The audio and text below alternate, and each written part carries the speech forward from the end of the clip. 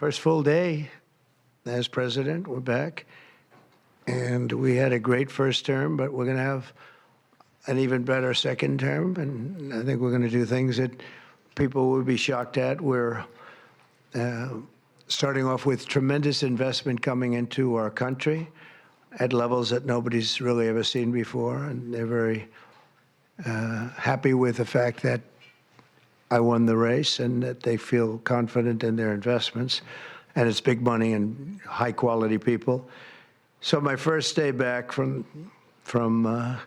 having a nice life, it's my honor to welcome three of the world's leading technology CEOs. And in the case of Larry Ellison, it's well beyond technology. He's sort of CEO of everything.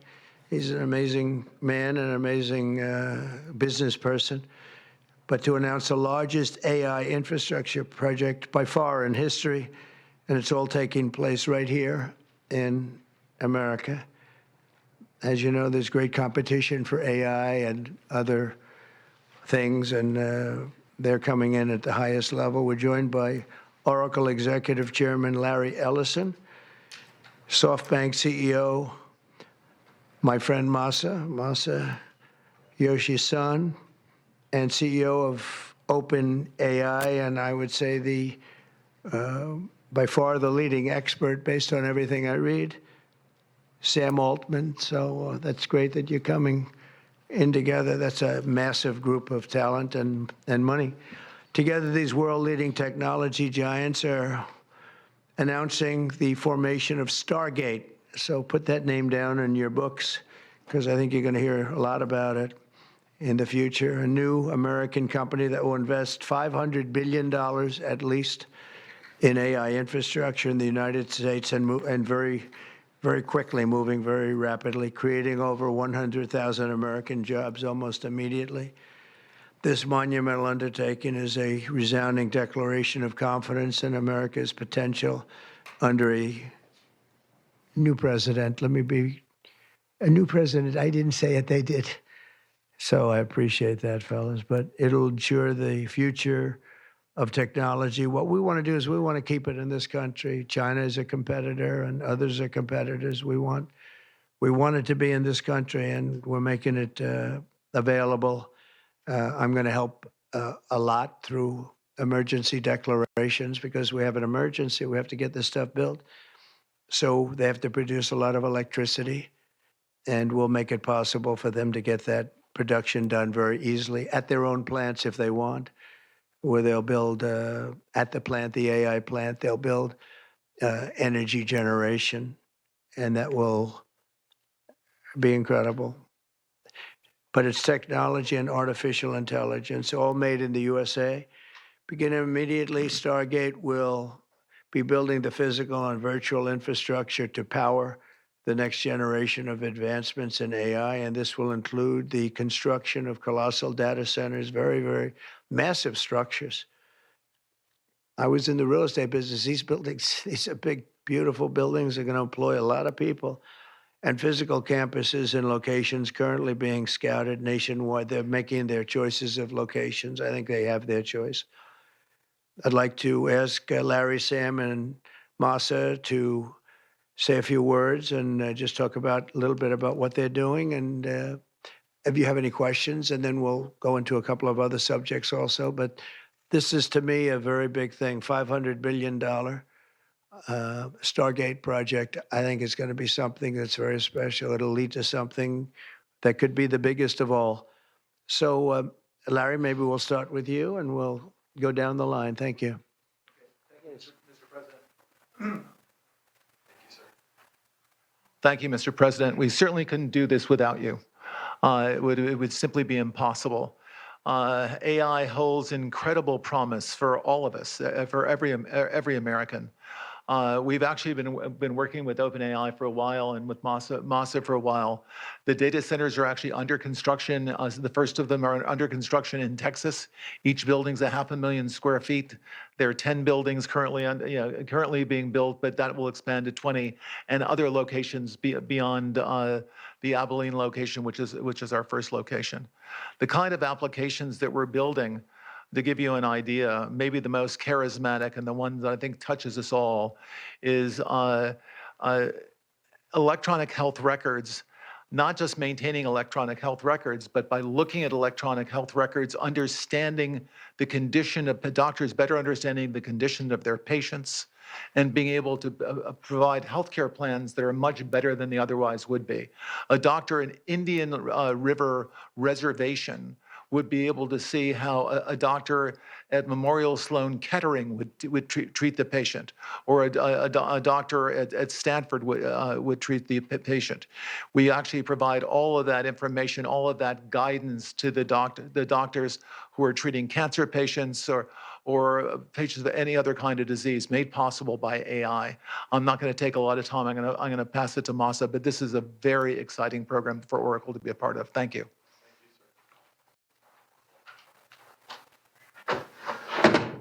Thank you. That really helpful. That's good. That's great. I feel tall now. Thank you. Well, Mr. President, last month I came to celebrate your winning and promised that we will invest $100 billion. And you told me, oh, Masa, go for 200. Yeah. Now I came back with 500. Because this is the, as you said yesterday, this is the beginning of golden age of America. This is one great example, I think, right? We wouldn't have decided to do this. I think so. This is the beginning of golden age. We wouldn't have decided unless you won. And yesterday we agreed, we signed to make this happen. Great. Because of this day. Very nice. So we would make this happen. We would immediately start deploying $100 billion with a goal of making $500 billion within next 4 years, within your term, right? Because of your success. So we are very, very excited to do this. And our partner is, of course, SoftBank, OpenAI, Oracle, and additionally investing partner with MGX. On top of that, we have the technology partner, NVIDIA, and of course, Microsoft has been very, very supportive to SAM and continue to support all our success. This is not just for business. As Larry said, this will help people's life. This will help solving many, many issues, difficult things that otherwise we could not have solved with the power of AI. I think AGI is coming very, very soon. And then after that, that's not the goal. After that, artificial super intelligence will come to solve the issues that mankind would never, ever have thought that we could solve. Well, this is the beginning of our golden age. Thank you very much. Thank you very much. Fantastic. Sam. I don't have too much to add, but I did want to say I'm thrilled we get to do this in the United States of America. I think this will be the most important project of this era. And as Masa said, for AGI to get built here, to create hundreds of thousands of jobs, to create a new industry centered here, we wouldn't be able to do this without you, Mr. President. And I'm thrilled that we get to. I think it'll be an exciting project. I think we'll be able to do all of the wonderful things that these guys talked about. But the fact that we get to do this in the United States is, I think, wonderful. So thank you very much. Could you just say one word? I hear so many positive things about what it's going to do for medical research and for solving things, cancer and all the different problems. How will AI help us with the fight against the various problems, diseases, etc.? These guys can maybe share more about some of the work they're doing there. I think they'll jointly be some of the leaders about driving progress here. But I believe that as this technology progresses, we will see diseases get cured at an unprecedented rate. We will be amazed at how quickly we're curing this cancer and that one and heart disease, and what this will do for the ability to deliver very high quality healthcare, the costs, but really to cure the diseases. at a rapid rate, I think will be among the most important things this technology does. Great. Very good. Thank you. answer that question, Mr. President? So we're currently working on. Should I step on this? Okay. All right. No. I'm not that tall. I'm not that tall. I'm not tall. You look even better. Thank you, Mr. President. One of the most exciting things we're working on, using the tools that Sam and Masa are providing, is a cancer vaccine. It's very interesting. It turns out, I'll be quick, all of our cancers, cancer tumors, little fragments of those tumors float around in your blood. So you can do early cancer detection. If you can do using AI, you can do early cancer detection with a blood test. And using AI to look at the blood test, you can find the cancers that are actually seriously threatening the person. So we can, again, cancer diagnosis using AI has the promise of just being a simple blood test. Then beyond that, once we gene sequence that cancer tumor, you can then vaccinate the person, design a vaccine for every individual person to vaccinate them against that cancer. And you can make that vaccine, that mRNA vaccine, you can make that robotically, again, using AI in about 48 hours. So imagine early cancer detection, the development of a cancer vaccine for your particular cancer aimed at you, and have that vaccine available in 48 hours. This is the promise of AI and the promise of the future. Great, thanks. Thank you, sir. We have a couple questions. Yeah, just 1 second, we'll finish up. But these are highly respected guys. I was shocked with Larry because I don't even think Larry does this stuff. You did a very good job for a guy that doesn't do it much, right? But he's so respected, and the group, and it's really an honor. But for Larry to be here and do this is very unusual because he doesn't do this stuff. He doesn't need it. He does, and you don't need it, do you? Huh? You don't need it. But I think it's an honor to the country. It's a great honor that this group, these are the top people, that they're going to do it, and they're going to do it here, and we're going to make it as easy as it can be. A $500 million Stargate project comes in addition to a separate pledge between $100 and $200 billion from, as we know, from Masa that we talked about before. Also, $20 billion from DMAC, which was great, and we have many others that are coming. Some I just announce it. It's easier, but with some, I know them, and they're so highly respected, I'd rather do it this way. Many would like to do it this way, but we're letting the world know what's happening.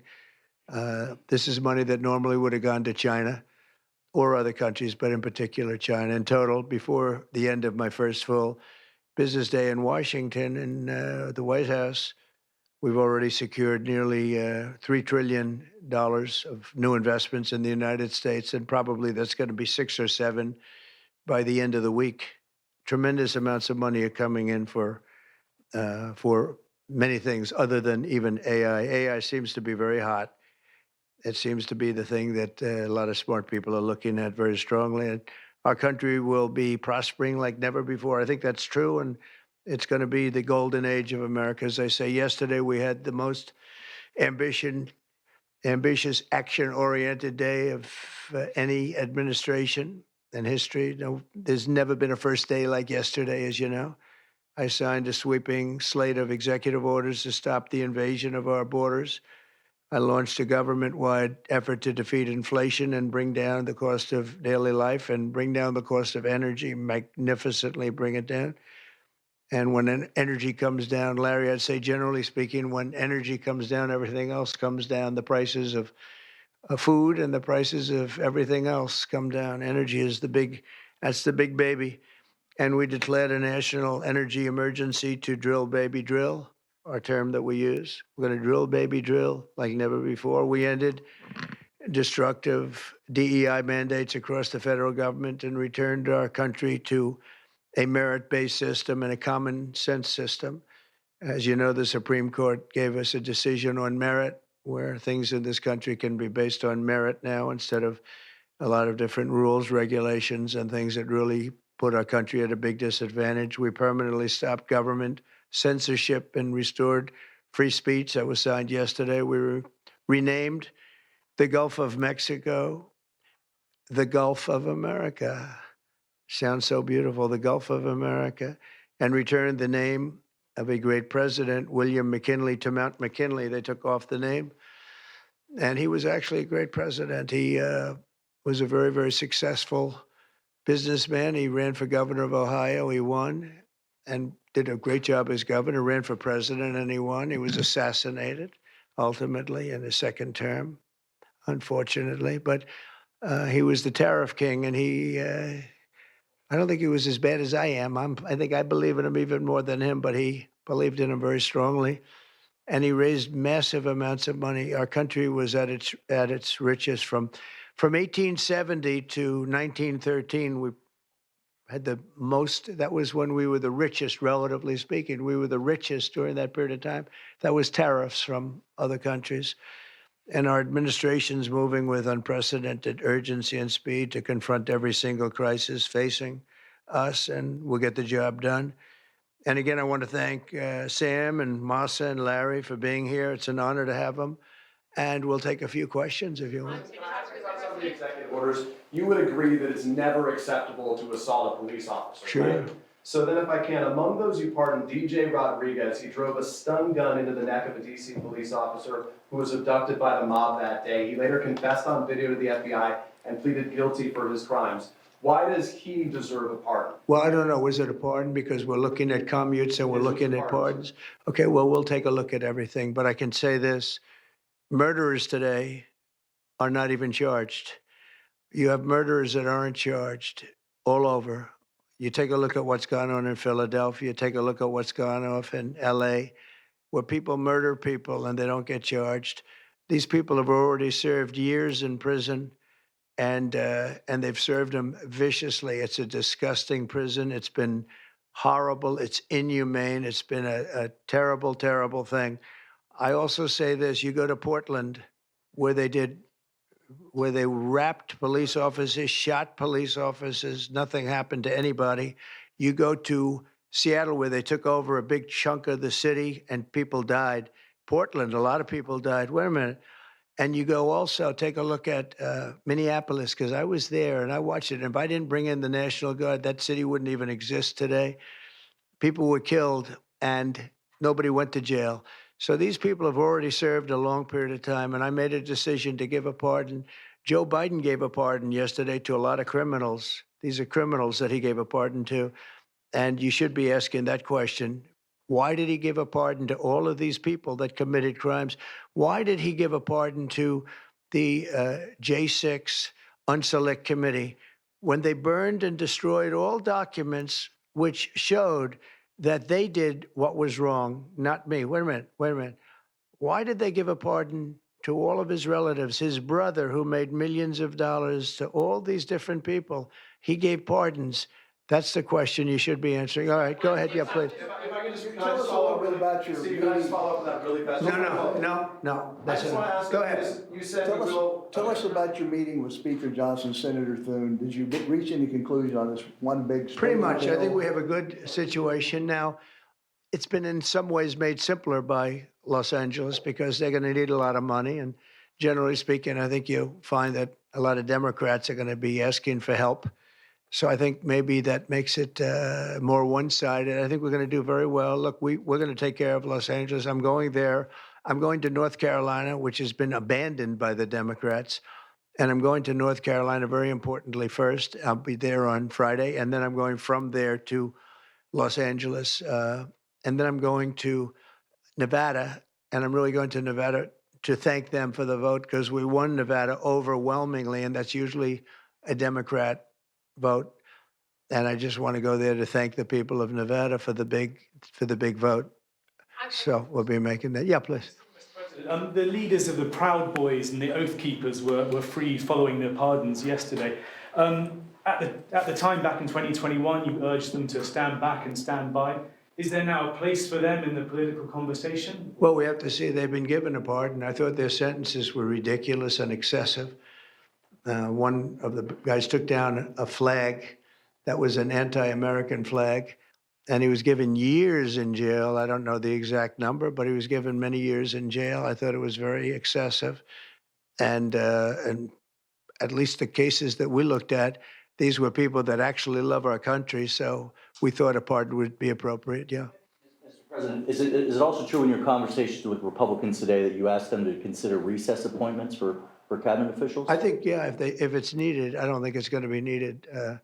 Marco, as you know, got passed overwhelmingly with 99-0, which is pretty amazing. Marco's going to do a great job, Secretary of State, but he just got, I guess he was the first one and just got approved. That's some vote, 99-0, and the nothing was a vote that he would have gotten if we wanted to do it. But you know whose vote that was? Who's doing a great job right now as vice president. Did you also talk about some sort of a trade or a deal involving wildfire relief in extension for a debt? Well, what I really want to have done, I was talking about this with the guys back in the Oval Office.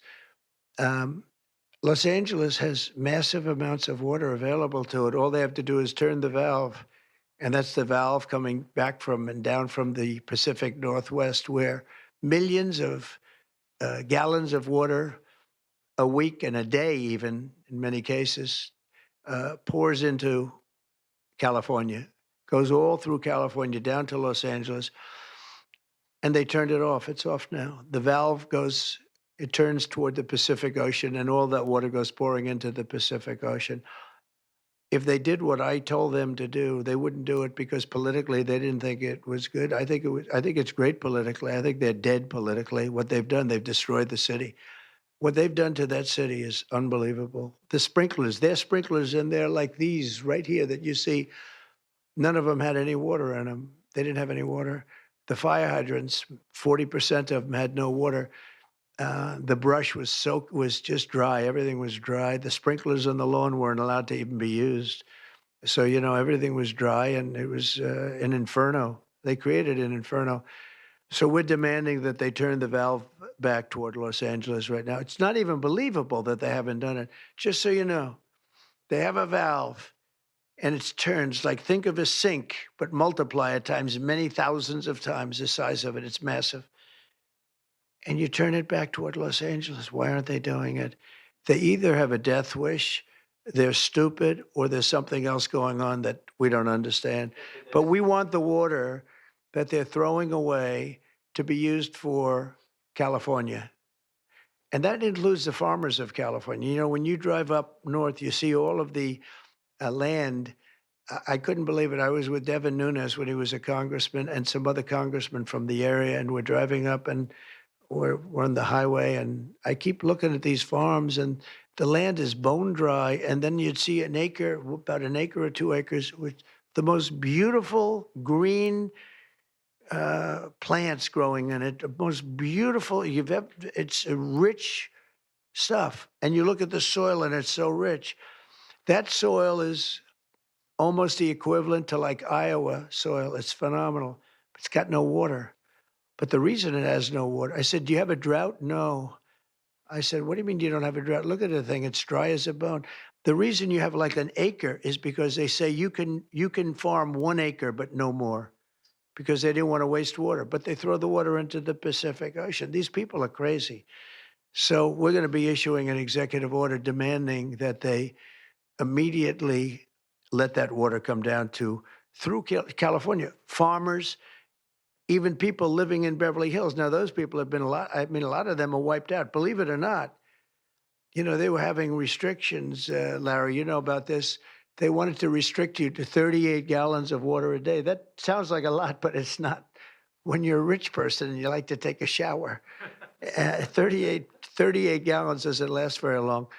And they have all this water, and it's really good water. Up high, Pacific Northwest, some comes in from Canada, a nice country, by the way, comes in from Canada, and it comes all the way through California, and they're restricting it. You even have the half pipes, you know, the half pipes, the cut pipes, big ones, bigger than this room, and they're going all the way down, and they're bone dry, and they could be loaded up with water. No, but isn't it incredible that they don't do it? And it's to protect the Delta smelt. It's a fish that's doing poorly anyway. But I said, how are you protecting the Delta smelt by not giving it water? It's a fish. It needs water. Nobody can answer that question. President Trump, TikTok, Mr. President. Well, let me do this first. Are you open to Elon buying TikTok? Say it. Are you open to Elon buying TikTok? I would be if he wanted to buy it, yeah. And on your inauguration, I'd like Larry to buy it too. I have the right to make a deal. So the deal I'm thinking about, Larry, let's negotiate in front of the media. The deal, I think, is this, and I've met with owners of TikTok, the big owners. It's worthless if it doesn't get a permit. It's not like, oh, you can take the US. The whole thing is worthless. With a permit, it's worth like $1 trillion. So what I'm thinking about saying to somebody is buy it and give half to the United States of America, half, and we'll give you the permit. And they'll have a great partner, the United States. And they'll have something that's actually more valuable because they have the ultimate partner, and the United States will make it very worthwhile for them in terms of the permits and everything else. But so think of it, you have an asset that has no value or has $1 trillion value. It all depends on whether or not the United States gives the permit. So what I'm saying is let the United States give the permit, and the United States should get half. Sounds reasonable. What do you think? Sounds like a good deal to me, Mr. President. Yeah, he can afford it too. Mr. President, you're a president who has long said that you back the blue, but aren't you sending the message that assaulting officers is okay with these pardons? No, the opposite. In fact, I'm going to be letting 2 officers from Washington Police, D.C. I believe they're from D.C., but I just approved it. They were arrested, put in jail for 5 years because they went after an illegal, and I guess something happened where something went wrong. And they arrested the 2 officers and put them in jail for going after a criminal, a rough criminal, by the way. And I'm actually releasing. No, I am the friend of police, more than any president that's ever been in this office. More than 400 of the people that you pardoned, though, assaulted officers. So I want to ask you about the Vice President, J.D. Vance. He said, this is a week ago, he said, if you committed violence on January 6th, obviously you should not be pardoned. Why is your Vice President wrong? Well, only for one reason. They've served years in jail. They should not have served, excuse me, and they've served years in jail, and murderers don't even go to jail in this country. And we had 1,500. We have 16 under review. As you know, we commuted about 16 of them because it looks like they could have done things that were not acceptable for a full pardon. But these people have served years of jail, and their lives have been ruined. And in many cases, listen to me for a second. Stop interrupting. They served years in jail, and if you look at the American public is tired of it. Take a look at the election. Just look at the numbers on the election. We won this election in a landslide because the American public is tired of people like you that are just one-sided, horrible people in terms of crime. You don't talk about all the people that have been killed and what happens to those murderers. Murderers get no time. You take a look at some of these DAs. They go after political opponents, but they don't go after people that shoot people in the street. They're caught. They know where they're living. They know everything. They don't even go up to pick them up anymore. They just let them live there. They know all about it. They have their pictures. They have the tape of the shooting, and they don't even go up and you're talking about this. No, we pardoned people that were treated unbelievably poorly. In the history of our country, there's never been anything take place like this. They're still looking for them, but they're not looking for the murderers, the people that are killing everybody. We are, though, and we're getting them out of the country. We just started that. We're getting them out of the country, and they're going to be gotten out of the country fast. They came in illegally from jails and from prisons. They killed many people. Some of them killed many people. About 50% of them killed more than one person. They were released into our country. That's what we're focused on, not the kind of nonsense you're talking about. You You've called for a ceasefire in Ukraine. If Vladimir Putin doesn't come to the table to negotiate with you, will you put additional sanctions on Russia? Sounds likely. And do you think that the war should be frozen currently? You look at the young lady with her hand practically blown off. You know how that happened, right? Did you know how that happened? When you find out, you're not going to be too happy because it was terrible. But the hostages are starting to come back. If I weren't here, they wouldn't be back ever. They would have never come back. They would have all died. If this were done a year earlier, if Biden would have done this deal a year and a half, 2 years ago, or frankly, it should have never happened. October 7th should have never happened. Nobody should be dead.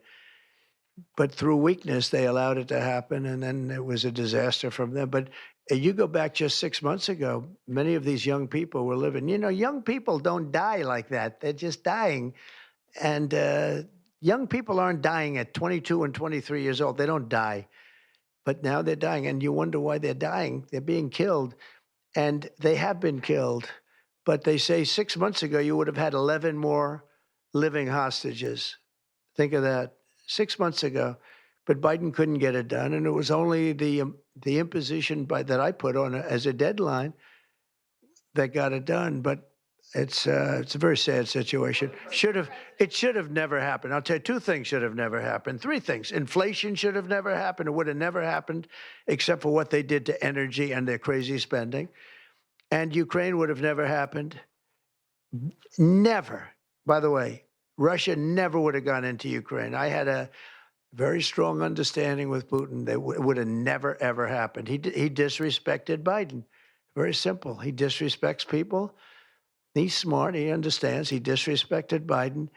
And also, the Middle East would have never happened because Iran was broke. They had no money. They had no money for Hamas. They had no money for Hezbollah. It would have never happened. October 7th would have never happened. But it did happen. So this is the cards I've been given.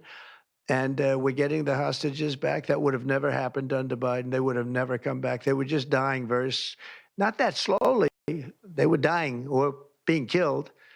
But that was what was happening. So are you going to keep sending weapons to Ukraine, or are you going to turn off the tap soon?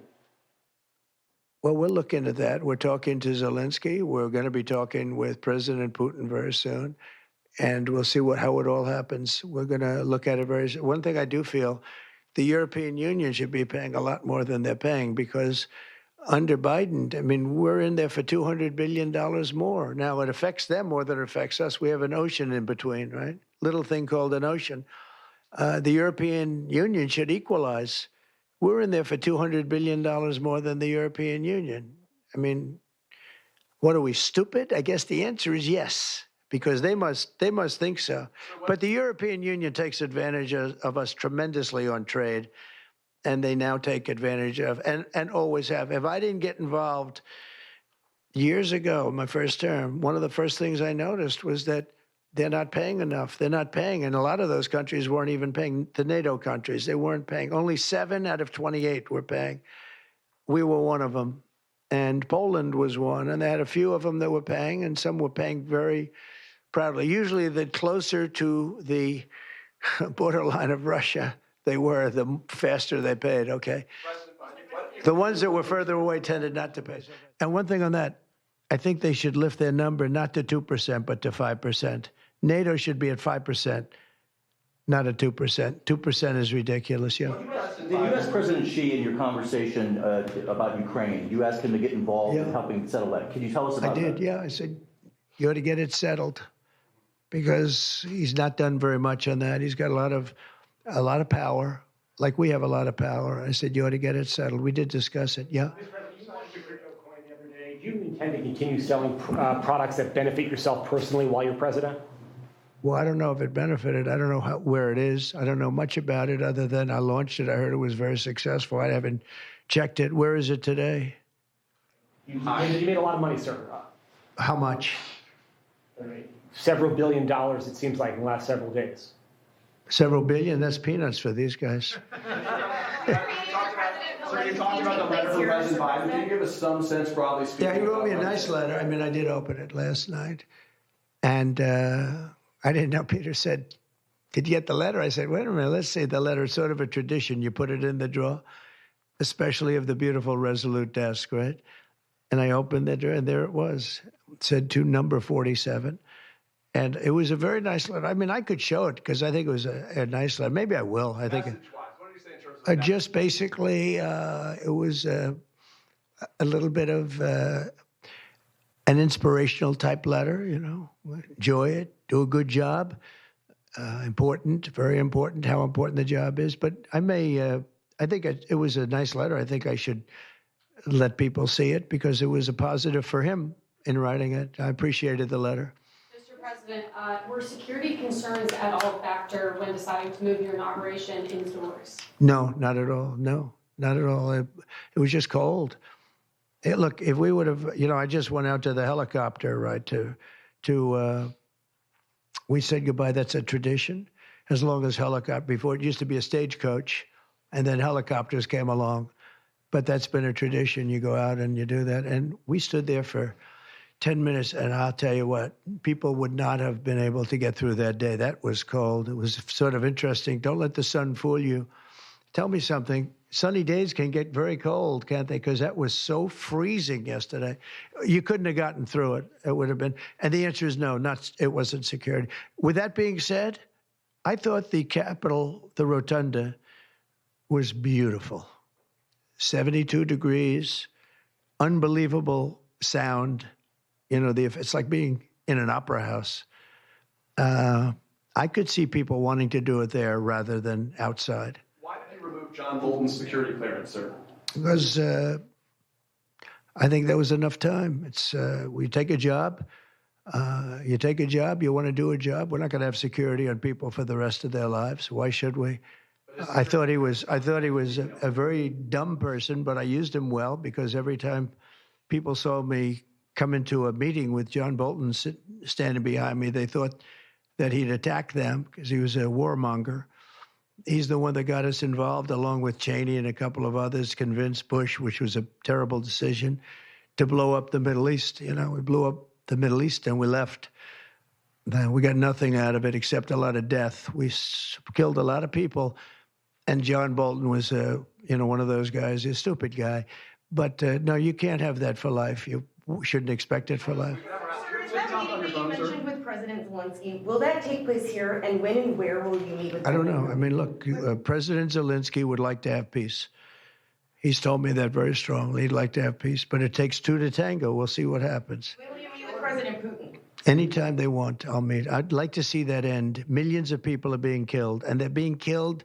It's a vicious situation, and they're now largely soldiers. A lot of people have been killed in the cities. They look like demolition sites. Buildings, massive buildings bombed and coming down. The thing with Ukraine is that many more people died than you're reporting. You're not reporting the real numbers, and I'm not blaming you for that. I'm blaming maybe our government for not wanting to release those numbers. Many more people died than what you know about. When those big buildings come down and they say 2 people were injured, no. Many people, thousands of people are being killed. But the real killing now is on the Warfront. It's a very flat land. And the only thing that stops a bullet is somebody's body. And you have young soldiers. So Russia's lost about 800,000 soldiers now. Ukraine's lost about 600 or 700,000. I think the numbers are low that they're giving out. But they've lost massive numbers of young soldiers. And that war should stop. It's very flat, it's beautiful farmland, and it's flat and really beautiful in a different kind of a way, but they don't have any protection. The only thing that stops a bullet is a body, and those bodies are stopping a lot of bullets, and they're being decimated, both sides. Your conversation with President Xi, what did you tell him in terms of when to expect tariffs, and what can he do to avoid them? About which one? About tariffs? We didn't talk too much about tariffs, other than he knows where I stand. Look, I put large tariffs on China. I've taken in hundreds of billions of dollars. Until I was president, China never paid not 10 cents to the United States. With me, they paid hundreds of $600 billion or so, or more than that even, of tariffs. And If I didn't do that, you wouldn't have a steel mill open in the United States right now. You wouldn't have one steel mill open in the United States. So what I did is I saved the steel industry. I saved other industries too with other tariffs. Other countries are big abusers also. You know, it's not just China. China's an abuser, but the European Union is very, very bad to us. They treat us very, very badly. They don't take our cars. They don't take our cars at all. They don't take our farm products, essentially. They don't take very much. We have a $350 billion deficit with the European Union. They treat us very, very badly. So they're going to be in for tariffs. It's the only way you're going to get back. It's the only way you're going to get fairness. You can't get fairness unless you do that. But the European Union's treated us very badly. But essentially, everybody treats us badly. You know, everybody treats us badly. Yes, go ahead. Because we allow them to. Because we've had stupid people doing this, and we can't have. I'd like to have these three people negotiate for us, just for 1 week, and we'd be a rich country again. But we'll be rich.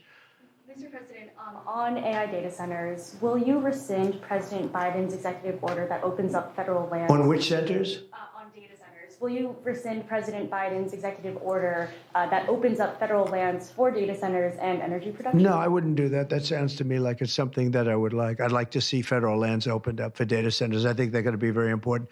Again, we have a lot of competition for that.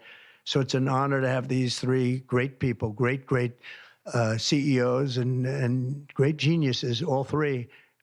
It's an honor that they want to come to our country, but we're going to make it as easy as we can for them because other countries want them to. I'm going to have to go now. Thank you all very much. Thank you. Do you have TikTok on your phone? No, but I think I might put it there. I think I'll get it right now. By the way, again, we won the young vote. I think I won it through TikTok. So I have a warm spot in my heart for TikTok. Okay? Thank you. Thank you, Mr. President.